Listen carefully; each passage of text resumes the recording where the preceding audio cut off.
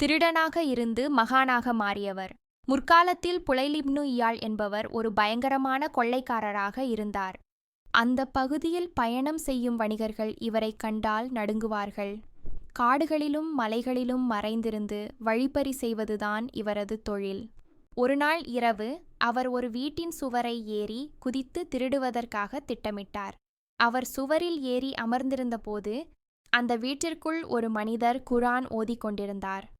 சரியாக அந்த நேரத்தில் அவர் ஓதிய வசனம், நம்பிக்கை கொண்டவர்களின் உள்ளங்கள் அல்லாஹ்வின் நினைவால் உருகுவதற்கும் இறங்கிய சத்தியத்திற்கு குர்ஆனுக்கு பணிவதற்கும் இன்னும் நேரம் வரவில்லையா? திருக்குர்ஆன் அத்தியாயம் 57 வசனம் 16. இந்த வசனம் புலைல் இப்னு இயால் அவர்களின் காதுகளில் விழுந்தபோது அவர் அப்படியே அதிர்ந்து நின்றார். அந்த வார்த்தைகள் அவரது இதயத்தை தைத்தன. அவர் அங்கேயே அழுதுகொண்டே சொன்னார், யா அல்லாஹ், அந்த நேரம் வந்துவிட்டது, என் உள்ளம் உருகும் நேரம் வந்துவிட்டது. உடனடியாக சுவரிலிருந்து கீழே இறங்கிய அவர் கொள்ளையடிப்பதை விட்டுவிட்டு ஓடினார். இரவு நேரத்தில் ஒரு பாழடைந்த கட்டிடத்தில் தஞ்சம் புகுந்தார். அங்கே ஒரு வியாபாரி குழு பேசிக் கொண்டிருந்தது.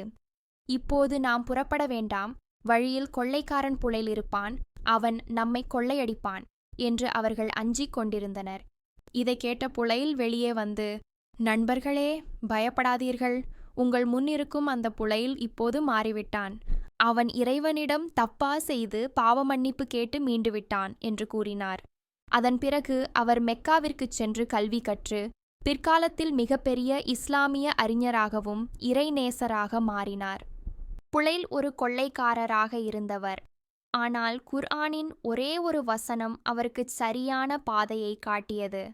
ஒரு மனிதன் எத்தகைய பாவியாக இருந்தாலும் அவன் எப்போது இறைவனை அஞ்சி தனது தவறுகளை திருத்திக் கொள்கிறானோ அப்போது அவன் முத்தகீன் என்ற பயபக்தியுடையோர் நிலையை அடைகிறான்.